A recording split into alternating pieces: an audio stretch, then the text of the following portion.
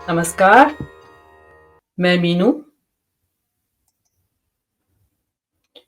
उपासना स्थल विशेष प्रावधान अधिनियम 1991 पूजा स्थलों के धार्मिक चरित्र को यथावत बनाए रखने के लिए यह अधिनियम बनाया गया था।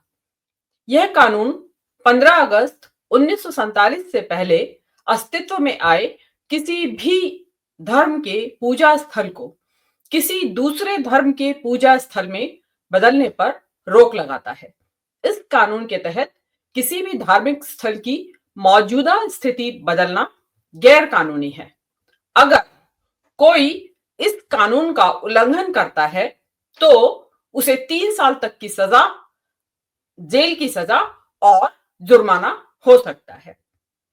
कानून स्पष्ट कहता है कि धार्मिक स्थल से अभिप्राय मंदिर, मस्जिद, गुरुद्वारा, चर्च, मॉनेस्ट्री एवं अन्य किसी भी प्रकार के और अन्य किसी भी धर्म से संबंधित सार्वजनिक पूजा प्रार्थना स्थल से है। इस एक्ट में यह स्पष्ट रूप से कहा गया कि यह अधिनियम अयोध्या बाबरी मस्जिद राम जन्मभूमि विवाद पर लागू नहीं होगा। इसका कारण था कि यह विवाद पहले से ही न्यायालय में लंबित था। 2022 में ज्ञानव्यापी मस्जिद विवाद के मामले में जस्टिस डी.वाई. चंद्रचूड़ ने इस उपासना स्थल कानून की व्याख्या करते हुए कहा था कि यह सही है कि किसी पूजा स्थल का धार्मिक स्वरूप नहीं बदला जा सकता, लेकिन उसके धार्मिक स्वरूप को तय करने के लिए उसका सर्वे किया जा सकता है। इस व्याख्या के बाद ज्ञानवापी के सर्वे से शुरू हुआ यह सिलसिला संभल की शाही मस्जिद से होता हुआ अजमेर शरीफ की दरगाह तक पहुंच चुका है। हम यह जानकारी देना उचित समझते हैं कि यह ख्वाजा मोइनुद्दीन चिश्ती की वही दरगाह है जहां देश के प्रधानमंत्री नरेंद्र मोदी सालाना उर्स के मौके पर चादर चढ़ाने के लिए भेजते हैं। तो जस्टिस चंद्रचूड़ द्वारा की गई उपरोक्त व्याख्या की आड़ में सिविल अदालतों में मस्जिदों, मजारों के सर्वे कराए जाने की मांग का एक ऐसा सिलसिला शुरू हो चुका है जो देश के सांप्रदायिक सौहार्द को तहस नहस कर देगा।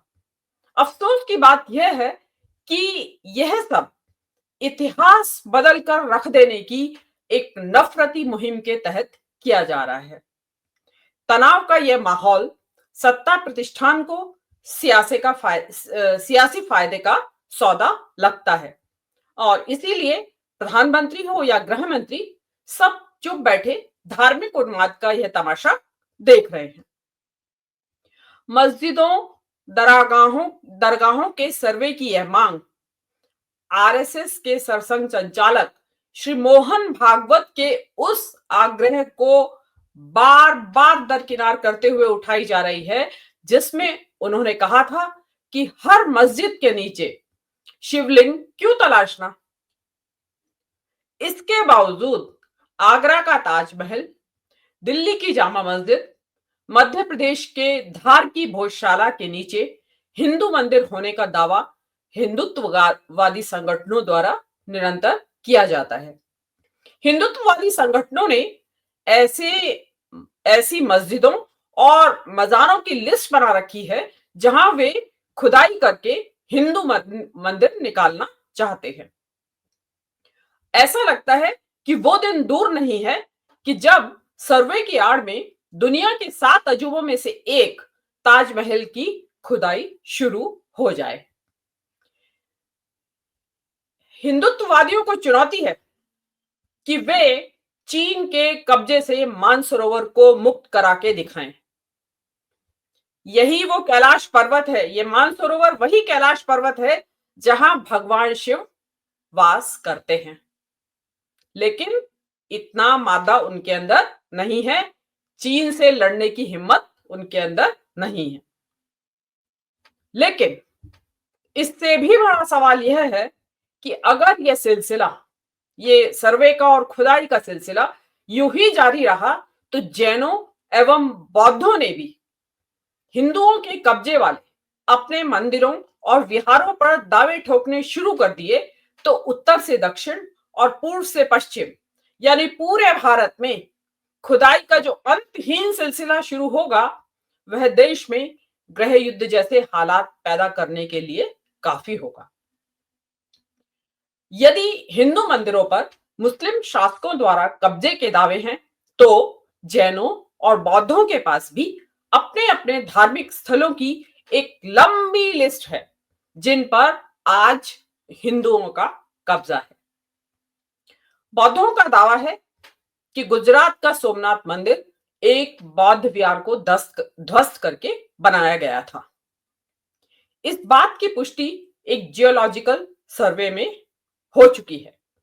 यह सर्वे आईआईटी गांधीनगर और भारतीय पुरातत्व सर्वेक्षण विभाग द्वारा किया गया था और उस सर्वे के बाद में मंदिर के नीचे एक 3 मंजिला और एक एल शेप का स्ट्रक्चर होने की पुष्टि हुई थी, लेकिन इस रिपोर्ट को दबा दिया गया क्योंकि ये बौद्ध विहार था और जो जैसा कि माना जा रहा था कि शायद इसके नीचे गजनवी द्वारा ध्वस्त किए गए मंदिरों के अवशेष होंगे।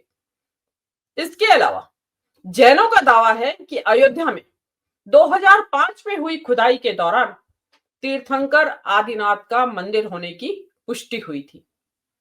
84 खंभों का जैन मंदिर अस्तित्व में होने के साक्ष्य सामने आए थे। क्योंकि जैन मंदिर का होना धार्मिक उन्माद फैलाने के षड्यंत्र में कारगर साबित नहीं हो सकता था तो आनन फानन में इस तथ्य को दफन कर दिया गया। हिंदुत्ववादी ध्यान रखें कि यदि आप एक उंगली दूसरे की तरफ उठा रहे हैं तो 3 उंगलियां आपकी तरफ भी उठ रही हैं। कहने का मतलब यह है कि बात निकलेगी तो दूर तलक जाएगी।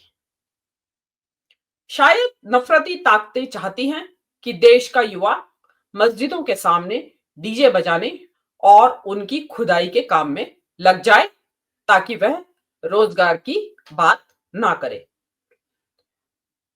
दुनिया मंगल ग्रह पर बसने के मिशन पर काम कर रही है और हम हैं कि धार्मिक स्थलों की खुदाई के मिशन पर लगे हुए हैं। देश की जनता और हुक्मरान तय कर ले कि देश को तीसरे नंबर की अर्थव्यवस्था बनाना है या मस्जिदों की खुदाई के काम में लगाना है। नमस्कार।